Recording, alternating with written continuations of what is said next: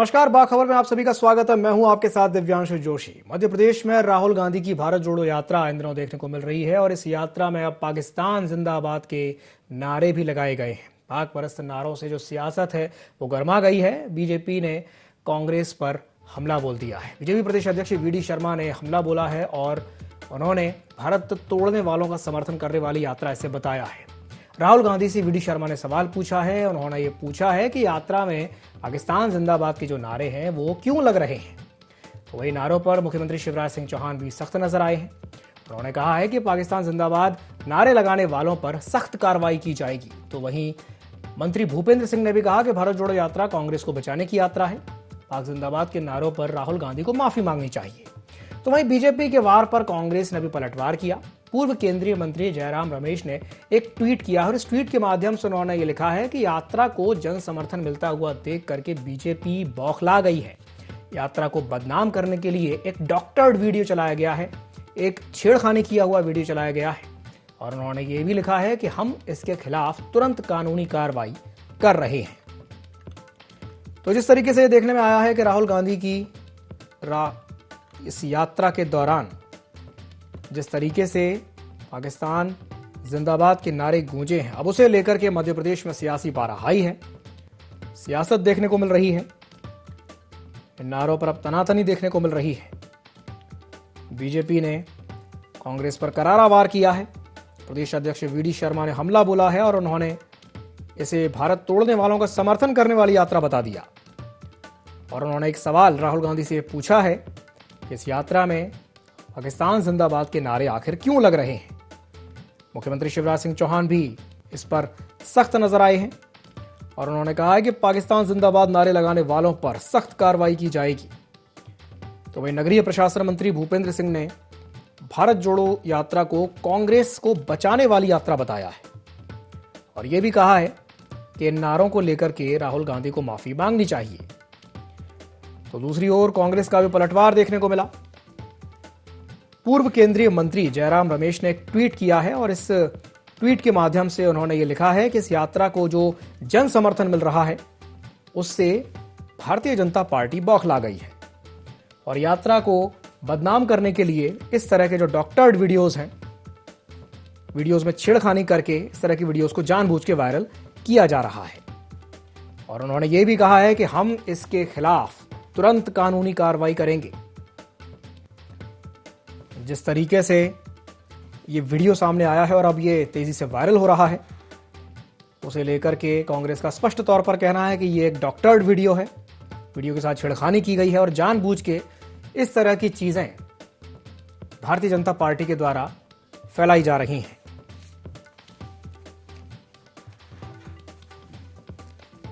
तो राहुल गांधी की भारत जोड़ो यात्रा में जिस तरीके से नारेबाजी देखने को मिली है और उसके बाद मध्य प्रदेश में जो सियासी पारा है वो हाई हो गया है। सियासत देखने को मिल रही है। बीजेपी और कांग्रेस दोनों एक दूसरे पर हमलावर हैं।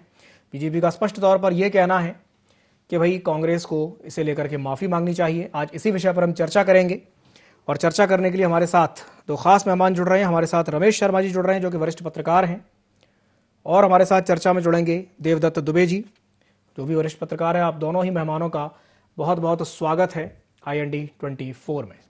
तो आज इसी विषय पर चर्चा करने के लिए हमारे साथ दोनों मेहमान जुड़ रहे हैं। साथ ही साथ डॉक्टर राहुल रंजन भी हमारे साथ जुड़ेंगे, वरिष्ठ पत्रकार हैं। सबसे पहले मैं शुरुआत करना चाहूंगा रमेश शर्मा जी से। रमेश जी, जिस तरीके से ये बात देखने में आई है कि यात्रा चल रही है, यात्रा में नारेबाजी हो जाती है और अब उसे लेकर के बीजेपी का हमलावर होना, आप इसे कैसे देखते हैं और क्या कहेंगे इस पर? रमेश जी।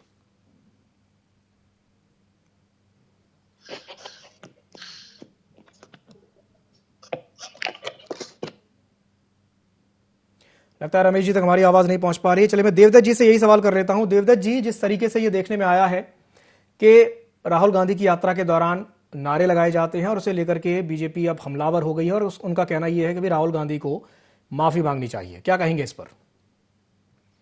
देखिए, जिस तरह से शुरू से ही कयास लगाए जा रहे थे कि मध्य प्रदेश में एकदम से सपाट यात्रा नहीं निकलेगी जी, यहाँ कुछ ना कुछ विवाद, तकरार, इजहार, इकरार, रार सब कुछ होगा। वो सब कुछ हो रहा है। कांग्रेस के नरेंद्र सलूजा छोड़कर चले गए, इधर ये नारों की बात आ गई। अब कांग्रेस कह रही इसकी जांच कराओ, बीजेपी इस पे एफआईआर कराने जा रही है।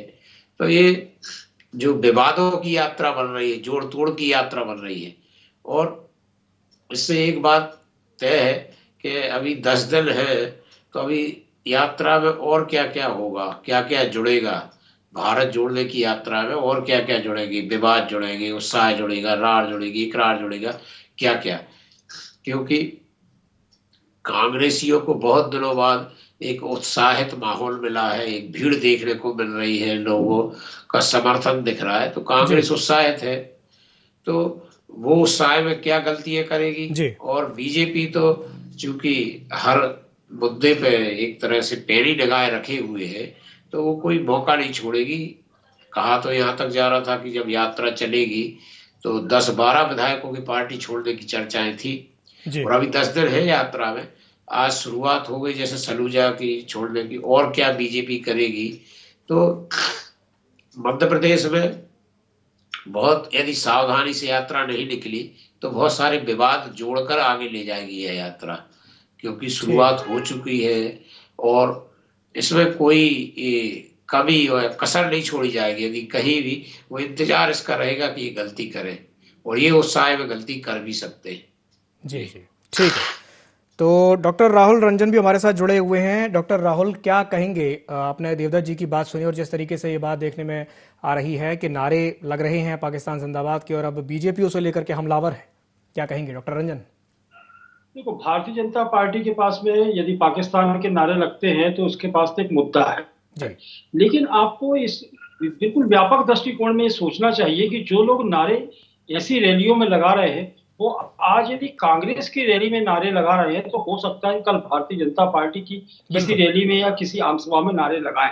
तो इन लोगों का कोई चरित्र या राजनीतिक कलेवर नहीं है। ये वही लोग हैं जिस पर भारतीय जनता पार्टी जिस परिपाटी में चली है कि जहां देशद्रोह की बात की जाती है, जहां देश रक्षा की बात की जाती है, जहां देश सुरक्षा की बात की जाती है, ये वही लोग हैं जो धर्म से कटे हुए हैं, राष्ट्र से कटे हुए हैं। ये कहीं भी जाकर के किसी के सगे नहीं हो सकते। तो यदि राहुल गांधी के रैली में यदि इस तरीका का कोई इवेंट हो गया, इस तरीके की कोई घटना हो गई है, तो भारतीय जनता पार्टी के लिए जरूर ये मुद्दा हो सकता है और इसको किसी भी तरह से भुनाने का एक इशू उनके पास हो सकता है। लेकिन भारतीय जनता पार्टी को यह भी सोचना चाहिए कि राहुल गांधी की यात्रा यदि मध्य प्रदेश से गुजर रही है, तो मध्य प्रदेश से गुजरने की स्थिति, ये लोग जो लोग भी उनकी रैली में शामिल हैं, वो कहीं ना कहीं से मध्य प्रदेश के ही लोग हैं। यदि मध्य प्रदेश में पाकिस्तान जिंदाबाद के नारे या इस तरीके के गलत नारे लगते हैं, तो इसका मतलब ये है कि मध्य प्रदेश की आबो हवा भी अच्छी नहीं है। और कल यही लोग जो कांग्रेस की रैली में इस तरीके की नारेबाजी कर रहे हैं, कल वो भारतीय जनता पार्टी की किसी रैली या आम सभा में भी ऐसी नारेबाजी करेंगे, तब क्या विकल्प होगा। लेकिन सबसे बड़ी बात यह है कि इस तरीके यहाँ राजनीतिक दृष्टिकोण से या राजनीतिक विचारधारा से नहीं देखना चाहिए। यहाँ देखना यह चाहिए कि देश हमारा सर्वोपरि है, और देश में यदि इस तरीके की घटनाएं होती हैं तो इसके परिणाम दूरगामी हो सकते हैं। ये बड़ी अच्छी बात आपने कही डॉक्टर रंजन कि इस घटना को राजनीति के चश्मे से इतर देखने की जरूरत है, क्योंकि सबसे पहली बात तो ये इस तरह के नारे लग ही क्यों रहे हैं। आपने बड़ी अच्छी बात कही कि आज ये नारे कांग्रेस की रैली में लग रहे हैं, कल को हो सकता है कि यही नारे बीजेपी की भी रैली में लगते हुए दिखाई दे, तो फिर क्या विकल्प रहेगा। चलिए मैं इस पर प्रतिक्रिया ले लेता हूं रमेश शर्मा जी से। रमेश जी हमारे साथ जुड़े हुए हैं। रमेश जी क्या कहेंगे? रमेश जी से हमारा संपर्क नहीं हो पा रहा है। चलिए मैं यही सवाल कर लेता हूं देवदत्त जी से। देवदत्त जी, आपने डॉक्टर रंजन की बात सुनी और उन्होंने बड़ी अच्छी बात कही है कि इस घटना को राजनीतिक चश्मे से देखने की आवश्यकता नहीं है। कल को हो सकता है कि इस तरह के नारे बीजेपी की रैली में लगते हुए दिखाई दे जाए, तब फिर क्या विकल्प रहेगा, क्या कहेंगे इस पर? बिल्कुल डॉक्टर साहब ने सही बात कही है। ये कोई बीजेपी कांग्रेस का मुद्दा थोड़ी, तो देश का मुद्दा है जी। ना कांग्रेस ऐसे नारे लगवा सकती है, ना भाजपा लगवा सकती है। ये जैसे आपने देखा कई बार आंदोलन होता है तो भीड़ में कुछ लोग पत्थर चला देते हैं और भाग जाते हैं, और फिर पिटते कौन है और मरते कौन है? वो जो बेचारे सहज सीधे सरल आदमी। तो ऐसे ही इन लोगों का कोई वो नहीं होता है। कोई सब, चाहे बीजेपी हो चाहे कांग्रेस हो, कोई पार्टी हो, उसका सबसे पहले तो दल, और दल देश उससे बड़ा है जी। व्यक्ति से बड़ा दल, और दल से बड़ा देश। तो किसी के लिए देश सबसे बड़ा है, फिर दल है, फिर व्यक्ति है। तो इसकी वाकई में जांच होना चाहिए। जिन लोगों ने नारे लगाए हैं उनके खिलाफ सख्त कार्रवाई होना चाहिए। और यदि कांग्रेस ये कह रही है कि एडिट करके वीडियो डाला गया, तो उसकी भी सख्तता उनको सामने लाना चाहिए, कैसे ये क्या हुआ। क्योंकि ये वाकई में बहुत गंभीर विषय है कि आप इतने बड़े जनसमूह के बीच कैसे नारे लगा रहे हो, कैसे चले जाते हो आप। तो इसके लिए दोनों ही दलों को गंभीरता से सोचना चाहिए कि ऐसे लोगों को कभी भी राजनीतिक प्रश्रय नहीं देना चाहिए, ना इसको थोपना चाहिए। इसको स्वयं जिम्मेदारी लेकर ऐसे लोगों को कटघरे में खड़ा करना चाहिए। क्योंकि ये तो कभी भी भीड़, जहां भीड़ देखेंगे वहां ऐसे उपद्रव करने की कोशिश करेंगे। और वैसे ही जहां से यात्रा गुजर रही है वो संवेदनशील इलाका है, वहां इस तरह की घटनाएं भी होती रहती है। तो इस बात को शासन प्रशासन को गंभीरता से लेना चाहिए और इन पर सख्त कार्रवाई होना चाहिए। बिल्कुल सख्त कार्रवाई होनी चाहिए। चलिए डॉक्टर रंजन से मैं एक सवाल कर लेता हूं। डॉक्टर रंजन, जिस तरीके से हमने देखा कि पूर्व केंद्रीय मंत्री जयराम रमेश ने जो ट्वीट किया है, इसमें उन्होंने लिखा है कि यात्रा को अपार जन समर्थन मिल रहा है, सभी लोग राहुल गांधी की इस यात्रा से जुड़ना चाहते हैं। इसे देख करके भारतीय जनता पार्टी जो है वो बौखला गई है और जानबूझ के इस तरीके की चीजें सामने आ रही हैं ताकि यात्रा में विघ्न उत्पन्न किया जा सके, ऐसा उनका कहना है। आप इस पर क्या कहेंगे? चीज है कि यदि राहुल गांधी की यात्रा मध्य प्रदेश से गुजर रही है और मध्य प्रदेश में यदि कोई घटना होती है इस तरीके की, तो बदनामी किसकी होगी? भारतीय जनता पार्टी सत्ता में है, तो बदनामी का ठीकरा तो भारतीय जनता पार्टी के ऊपर ही फूटेगा ना। तो इस चीज को ये समझने की चेष्टा क्यों नहीं कर रहे हैं कि यदि राहुल गांधी यदि सुरक्षित या बिल्कुल व्यवस्थित ढंग से यदि मध्य प्रदेश की सीमाओं को लांघ गए, तो मध्य प्रदेश की भारतीय जनता पार्टी को, सरकार को ये सोचना चाहिए कि हम बहुत बड़े टेंशन से निकल गए। लेकिन यदि बाय द वे दुर्घटना हो जाती है तो कलंक किसके माथे जाएगा? और प्रशासन की व्यवस्था किसकी है, पुलिस की व्यवस्था किसकी है, सरकार किसमें है? तो ये चिंता इनको यदि कीचड़ उछालने की अपेक्षा बल्कि ये कोशिश की जाना चाहिए आखिर ऐसी हरकत हुई क्यों, और ये हरकत हुई है इस तरीके की, तो कल ऐसा नहीं हो कि इसका प्रतिफल हमको भी भुगतना पड़े। तो इस परिप्रेक्ष्य में सोचना चाहिए। यदि स्वस्थ राजनीति करना है तो वो राहुल गांधी भारतीय जनता पार्टी के कोई दुश्मन नहीं है, ना ही राहुल गांधी के भारतीय जनता पार्टी के लीडर्स कोई दुश्मन है। वो भी देश के नेता है और भारतीय जनता पार्टी के लोग भी नेता हैं। यदि आप ये सोच लीजिए, कल्पना कर लीजिए कि यदि अमित शाह जी या और कोई भी लीडर भारतीय जनता पार्टी का बड़ा यदि इस तरीके की रैली करता है और वहां इस तरीके की दुर्घटनाएं हो जाए, तो क्या कांग्रेस आरोप, यदि क्या भारतीय जनता पार्टी आरोप लगाएगी कि कांग्रेसियों ने ये किया? तो फिर इस तरीके की वार्तालाप अच्छी दिखाई, स्वस्थ राजनीति में तो दिखाई नहीं देती।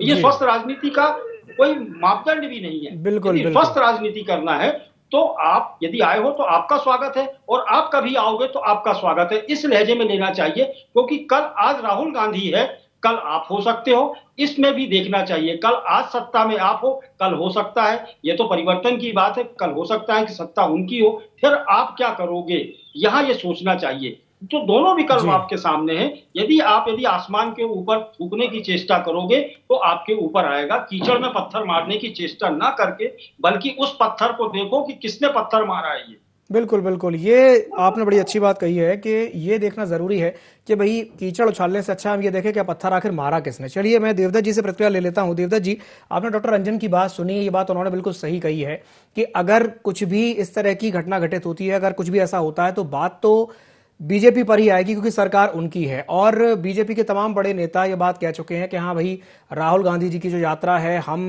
पूरी सुरक्षा के पूरे इंतजाम किए जाएंगे, हर तरह से सुरक्षा दी जाएगी। लेकिन अगर इस तरह का कुछ होता है तो फिर उसके लिए जवाबदेह कौन होगा? देवदत्त जी क्या कहेंगे इस पर? ये तो स्वाभाविक है, अभी केंद्र में भी और राज्य में भी भाजपा की सरकार है, तो कहीं भी लॉ एंड ऑर्डर की स्थिति बिगड़ती है। जिस राज्य में दोनों सरकार एक ही दल की है तो उसी दल की जो इसकी सरकार, उसके ऊपर ठीकरा फूटेगा। उसमें कोई प्रश्न का मुद्दा ही नहीं है। तो सर्वविदित है और ये सर्वमान्य है। तो सरकार की जिम्मेदारी होती है कि सुरक्षा देने की आम आदमी की। पर राहुल गांधी कांग्रेस के नेता है और मुख्यमंत्री शिवराज सिंह चौहान, गृह मंत्री नरोत्तम मिश्रा सब कह चुके हैं कि पूरी सुरक्षा दी जाएगी।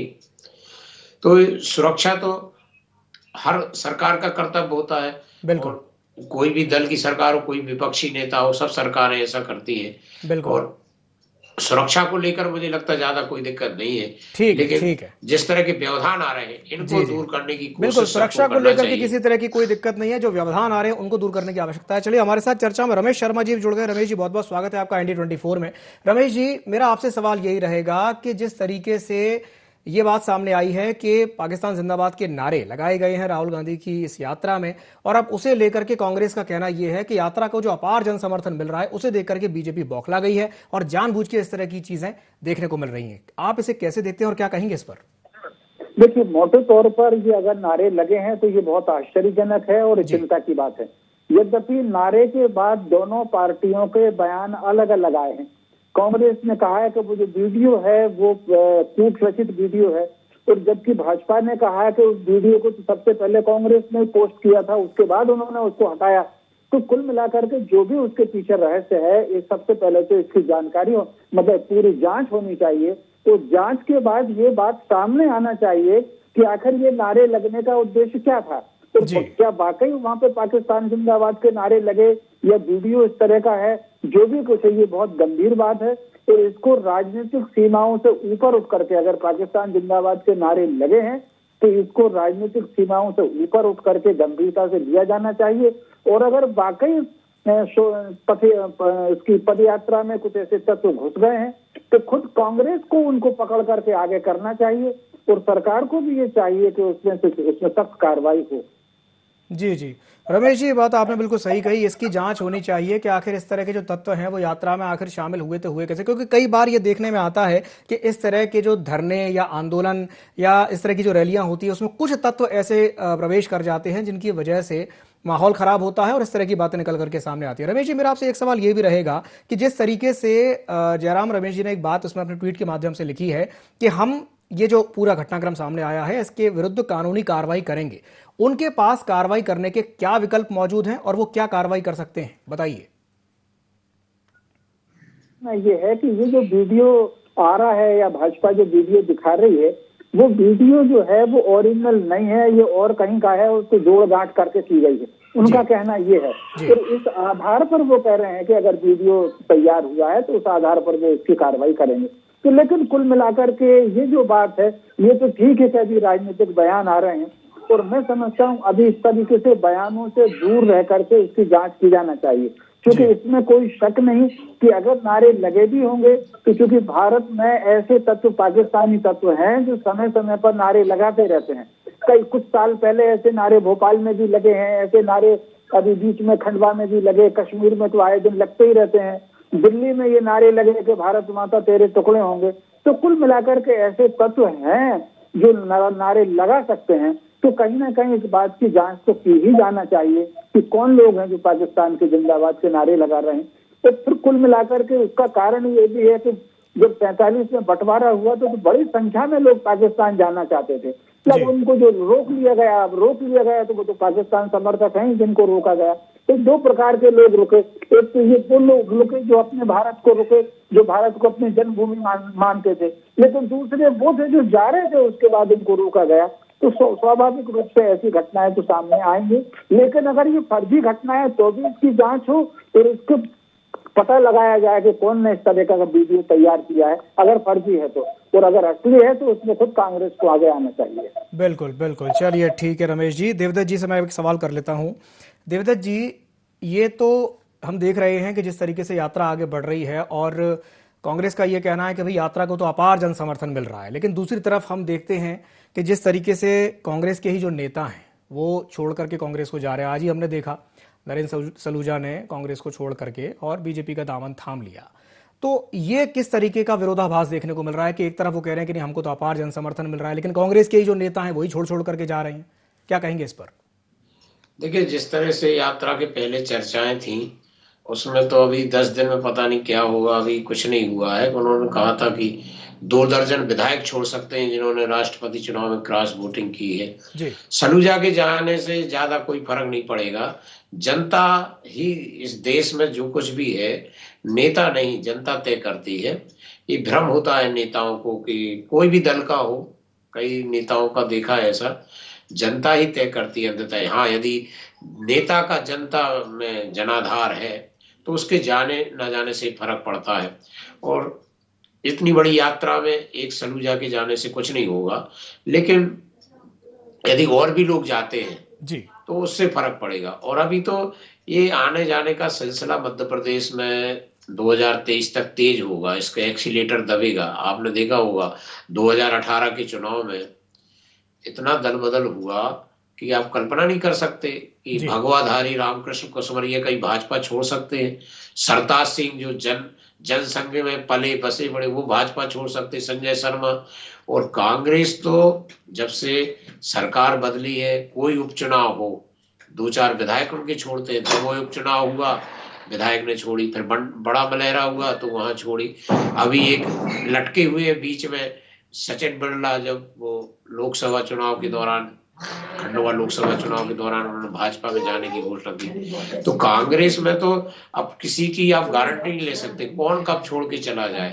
तो ये तो दल बदल अब बेधड़क है देश में और प्रदेश में। अब दल बदल कोई मुद्दा नहीं रहा। पहले बहुत संकोच हुआ करता था, शर्म हुआ करती थी, लोग सिद्धांतों आदर्शों की बात करते थे।